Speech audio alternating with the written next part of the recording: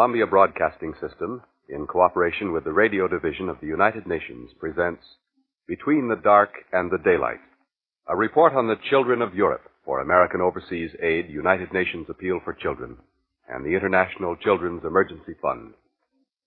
The children whose voices you will hear are real. They were all interviewed and recorded in Europe by Alan Sloan. The narrator is Edward R. Murrow. Your report on the children begins in Italy, in Rome, where the children sing.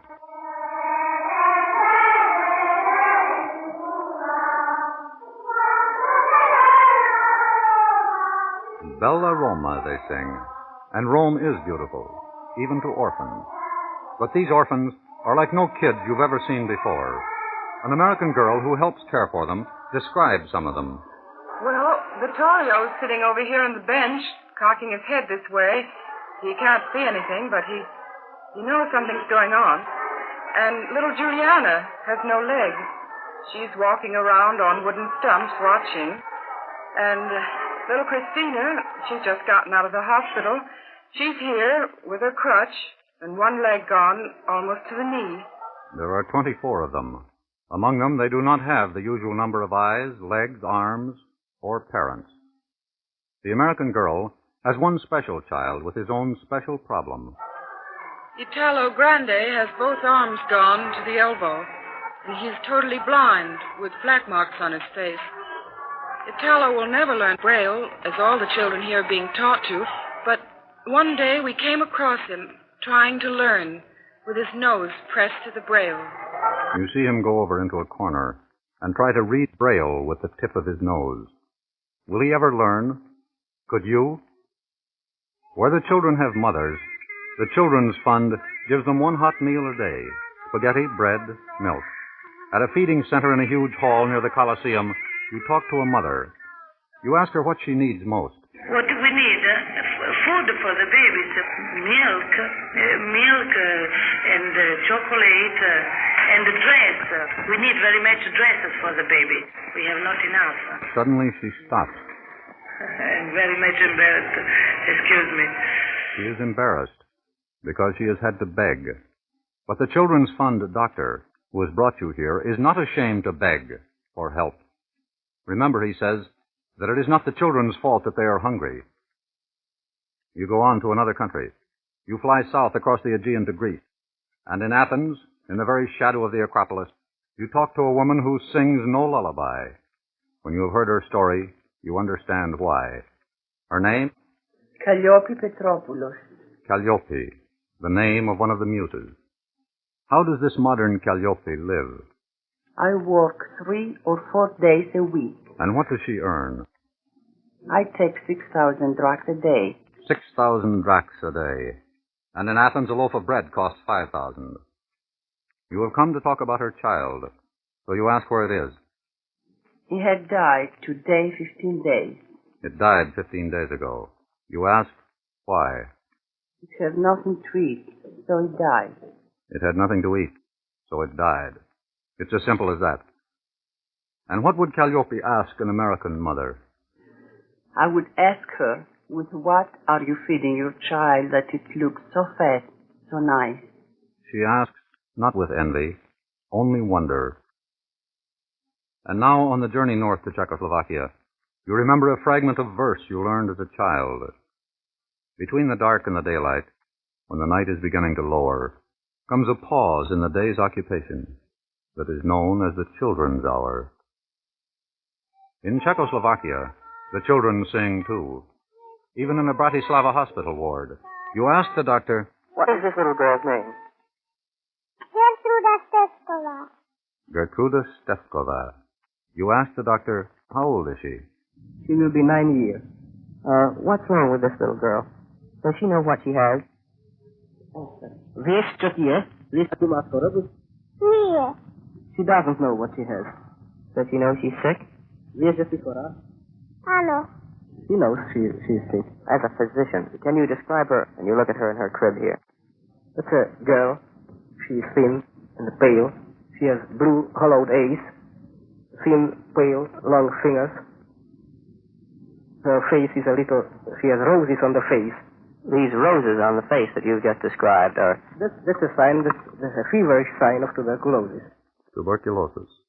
Will Gertrude ever get better? So maybe she can be cured. But when she will return to the home, and she will have the same nourishment she had up to now, then I don't see a good future for the child. In other words, you work as hard as you can to cure her, knowing that when she goes home, the same thing will start all over again. This is probable. That is probable. Everywhere the children sing. This time, in a smoky steel town in the north of Czechoslovakia called Kladno, nearest neighbor to a village whose name comes up at once. The name of the village, Lidice. You remember Lidice. You talk with a young English girl married to a Czech. When the notorious Heydrich was assassinated, the Nazis claimed her husband had done it. Yes, they claimed that my husband was seen in Lidice soon after the assassination, and so his mother and father and everyone were taken away, and the majority of them were shot. That was Lidice. By chance now, you have found a mother of Lidice. And when you're talking to a woman of Lidice, the words mother and widow are synonymous. In her kitchen, Mrs. Horokova tells you about her neighbor's little boy, Vaslav. He was used by the Germans as a guinea pig for experimenting their various new injections and so forth.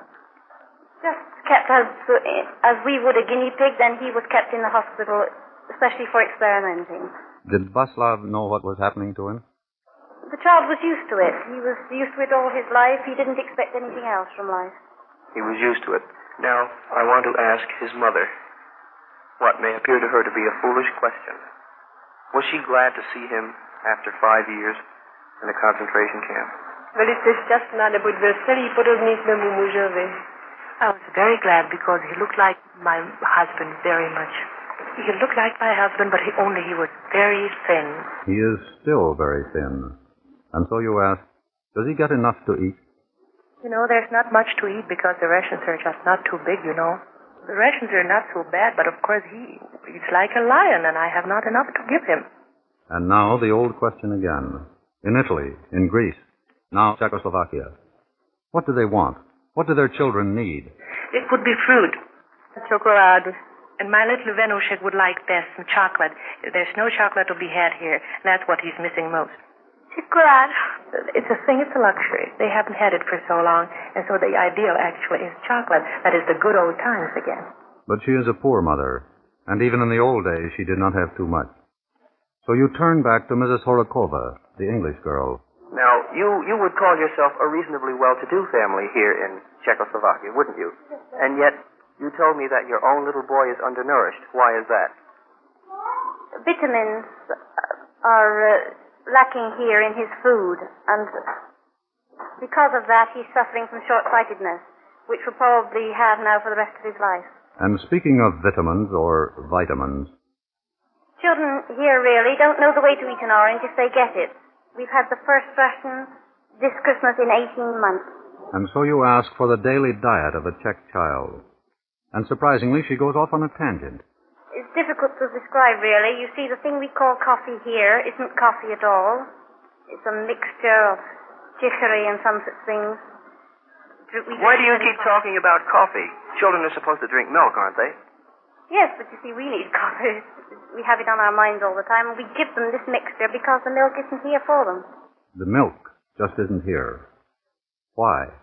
There's been a terrible drought, and so... All the cattle are being slaughtered now because there's nothing more to feed them with until spring. There is nothing more to feed the cows, so they kill them. And because they're killing the cows, there is no milk for the children. It is a particularly vicious cycle. Now it is another country and another language. You're in a girls' school in a working-class district of Vienna. There are 34 girls in this class. 24 have no fathers.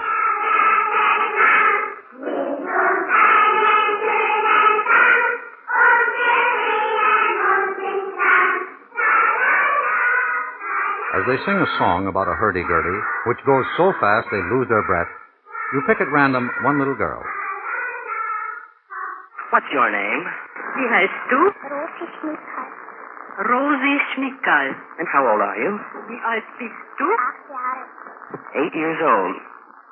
What did you have for supper last night? And how much milk did you have? She shook her head. Why didn't you drink any milk? Ich habe keine bekommen. We don't get any milk, she says. You recall a sign on the schoolhouse wall, left over from the war. It says, Sieg jeden Preis. Victory at any price. And the price? Yesterday, I saw a little boy outside my hotel, and he was standing there with a spoon in one hand and a mess kit, a plate in the other, and he wanted the people in the hotel to give him food. Would they do that? Ja oder nein? Yes. Why would you do it? She takes a long time answering. Then, why would she beg? Weil wir nichts haben. Because we have nothing. Victory at any price. Another little girl catches your eye. I'd like to ask her, does she like school? Gehst du gerne in die Schule? Yes. Oh, good. Why? Warum? Weil es lustig ist. Because it is great fun. Great fun. But these children are hungry. So you ask the teacher, how do they behave? They fall asleep all over and over again. They don't sleep, really, but they just sort of sink into their chairs, and they are so exhausted that they are listless. And the teacher herself? I, too, am very tired very often. The hungry teacher cannot do the work as he should do it. Meanwhile, the children are getting their noonday cocoa, furnished by the United Nations Children's Fund. As they line up, you ask one brutal question. What would happen if the food stopped? They would starve more than they do today. The darkness deepens as you go to another country, the place it all began, Germany. But the song is not German. Neither are the children singing. They are some of those the Nazis stole, and whom the International Refugee Organization of the United Nations has found, fed, and sheltered. Children from everywhere.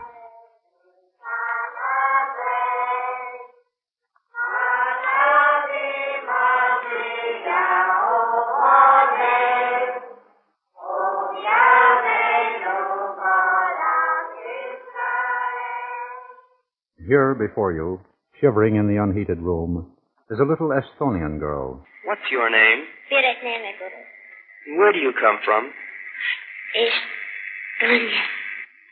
How old are you? 11. What does she like to do? Curious, Papa. I like to write. To write what? Jutte. Una jutte. Fairy tales I like to write. Fairy tales. Now, where is her mother? Kus on su ema?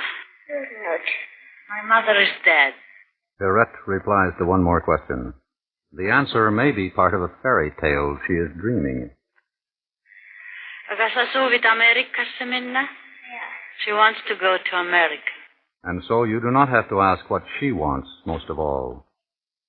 So many children. You spot a jaunty little fellow. Hi, what's your name? My name is Nicholas Selmy. Where do you come from, Nick? I come from 94th Squadron. You come from the 94th Squadron. What country is that? Oh, well, you mean where I come from home? Yeah. Well, I come from Ukraine. And how'd you end up with the 94th Squadron? Well, when the war started with the Russians and Germans, my father was getting killed in the wartime. And then after that, my mother had an accident with a German truck. Germans took me away on the train and took me to Germany. And then I was working on a little German stone factory. They was making some kind of stones. The phrase is slave labor. After that, when American soldiers come, I was going to the 90th Division, like a company mascot in 358 Infantry Regiment. A company mascot, picked up by the GIs, left behind when they went home. By the way, how old are you, Nick? I'm 14. 14? A 14-year-old boy ought to have a fair idea of the meaning of things. So... Nick, let me ask you, what do you think about war? Well, war killed my father and mother, and bombed my home. I ain't got no more home, no family, nobody. Nick picked up his English from the GIs. How was Army life? That's the only life I really know. If I wouldn't be with a soldier, I wouldn't have no clothes, no nothing yet. Wouldn't have had anything, huh? Right. What have you got now, Nick? Well... It wasn't a fair question. Come to think of it, maybe the next ones weren't either. Nick, what does tomorrow mean? Tomorrow? That's the next day what's going to come. What's happiness? Happiness? Well, happiness is that you're happy, you got everything what you want, and you got your life, you're happy. It means that you got your home and everything. His home and everything. A Gloucesterhausen, a DP camp for children. The official term for them is unaccompanied children. Children from all over Europe. Romanian, Dutch, Italian, French, Belgian, Yugoslav. Norwegian, Latvian, Estonian, Lithuanian, Russian, Ukrainian. Polish, Czech, Hungarian, Greek, Bulgarian, and nationality unknown. The Nazis must have loved the children. They stole so many of them, including these two Jewish girls. One has a shawl over her head, freckles on her nose, twinkle in her eyes, and a very frightened smile playing on her lips. And she has a little army jacket on with U.S. brass buttons. Her sister, a little older, has her hair done up in a very complicated and unusual knot on her head. The same very doubting, frightened smile on her face. Now, what's your name? Sarah Feigenbaum. Sarah Feigenbaum. And what's your name? Feigenbaum Dora. Dora Feigenbaum. And how old are you, Sarah? Just 10. 10. She looks about 7. And how old are you, Dora? 14. She looks much older. It has been like that all over Europe. The young ones are small for their age, and the older ones are old for theirs. You ask Dora, the elder sister, are you in good health? I feel that I am quite well, but they say to me that I have something in the lungs. Something in the lungs. And how about the little girl? How's her health? Well. Well, good. You turn to the American director of this International Refugee Organization settlement and ask, what's the problem with Sarah and Dora? The difficulty is that it was not discovered until these two children were sent to this children's center that the older child had had tuberculosis. Because of that, there is no possibility that she would be accepted for immigration to Canada. And what about the little one? She's okay, isn't she? The little girl would probably pass the physical examination, and there would be no difficulty with her resettlement in Canada. But it is a serious question of whether one should separate two children who are as close as these and who have no one else in the world. The little one is all the big one has, and the big one is all the little one has. So you ask the little one if she wants to go. She nods yes, but adds, but alone I don't want. You turn back to the bigger one. Well, Dora, it's a better life your sister is going to. Do you want her to stay with you here, or do you want her to go away?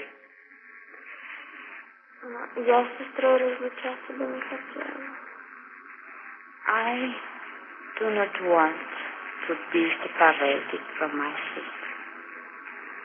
I see. Why? Why not?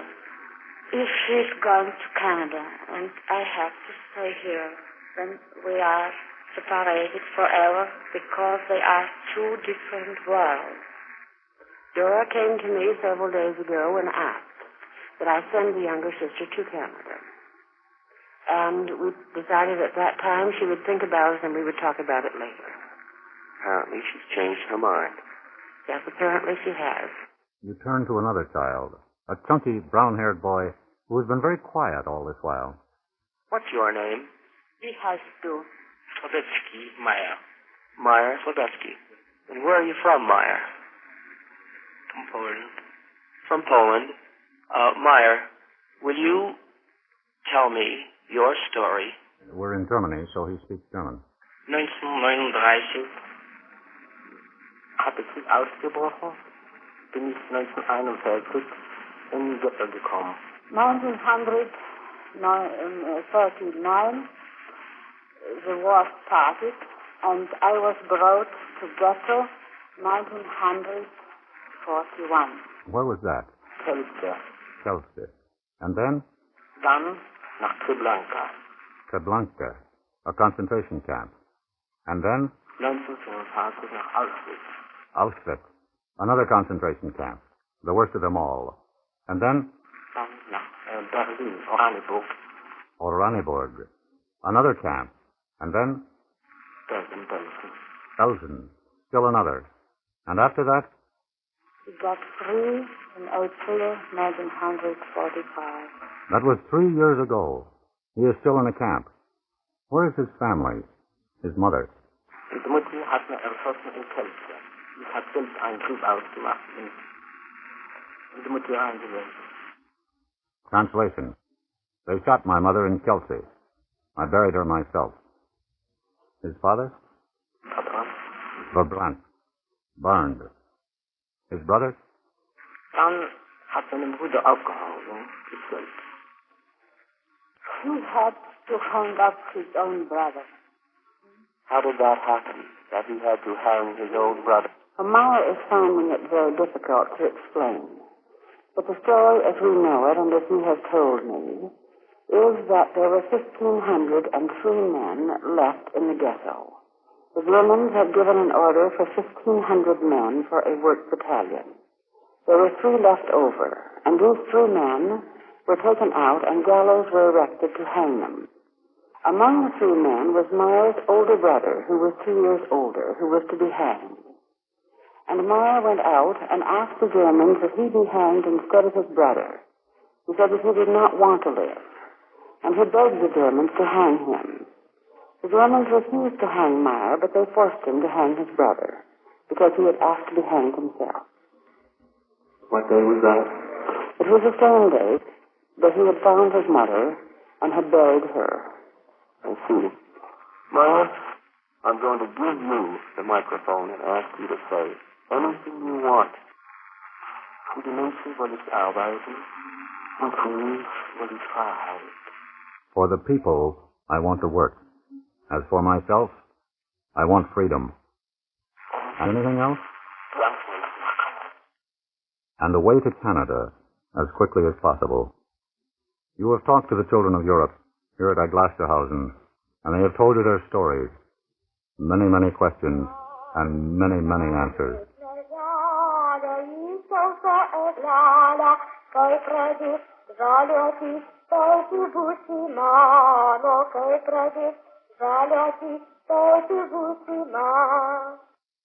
How is this little girl singing? What's her name? Linda Mr. Milda. From Lithuania. I'm a Lithuanian guy. Now, how old is she? 15. 15. She's very small for 15. She has a nickname, the Baroness. And she is a Baroness, too. Her father was an Earl. And where is her father now? Good. He's dead. And where is her mother? Dead also. And what does she want most in life? A simple question, but the little girl puzzles over it. And while she puzzles, you look at her. Nice long pigtails, sort of tawny blonde, color of dark honey. Green blue eyes, typical turned-up nose, chubby cheeks. And she's got the way of smiling that girls have. They put their underlip below their teeth and half swallow the smile. And what's the one thing she wants more than anything else in the world? The answer is the one you knew you'd get, sooner or later. It's an answer to which there is no answer. What does she want more than anything else in the world? I want to have my father and mother. There is nothing more to ask. There is nothing more you can say. You pack your recording gear and start for home. It's growing dark outside. You turn to say goodbye. And then they begin to sing. And when you hear what they're singing, in words most of them do not even understand, you unpack your gear and make one last recording.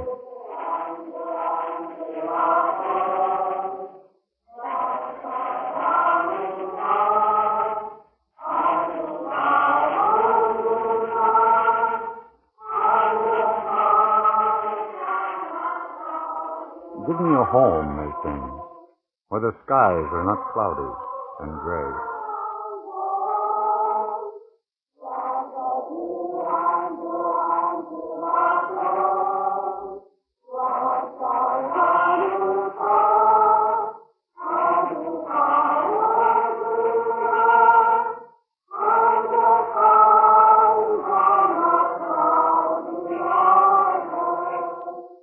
Now you leave, and you remember. You remember Italo Grande. Trying to learn, with his nose pressed to the braille. And Vaslav from Lidici, kept like a guinea pig. And Rosie from Vienna. And Nick, the GI mascot. I ain't got no more home, no family, nobody. And Sarah, and Dora, Perrette, and Mayer.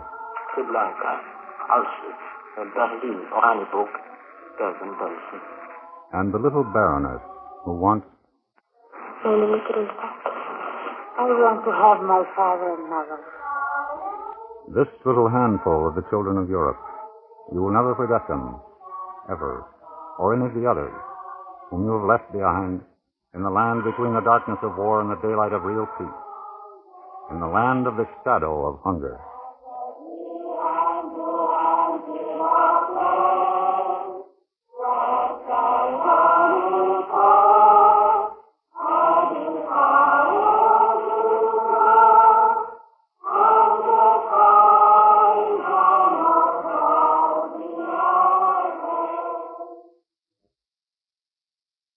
This is Ed Murrow again.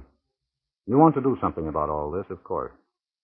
When you hear voices that reflect so much hunger, so little hope. When you realize that in parts of Europe and Asia, the odds against the survival of babies are 50 to 1. Of course you want to do something. You ought to.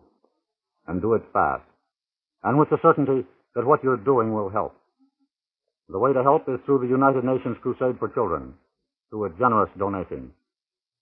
The world of tomorrow, remember it's your world as well as theirs, needs healthy, clear-thinking citizens.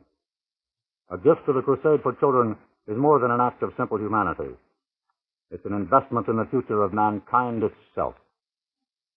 Columbia Broadcasting System, in cooperation with the Radio Division of the United Nations, has brought you Between the Dark and the Daylight, a report on the children of Europe for American Overseas Aid, United Nations Appeal for Children, and the International Children's Emergency Fund. Your narrator was Edward R. Murrow. Between the Dark and the Daylight was written by Ellen Sloan, who also interviewed and recorded, in Europe, the voices of the children you heard on this broadcast. This program was produced by Lee Bland, coordinated for the United Nations Radio Division by Hans von Stue, and supervised for CBS by Werner Michel. Bill Rogers speaking. This is CBS, the Columbia Broadcasting System.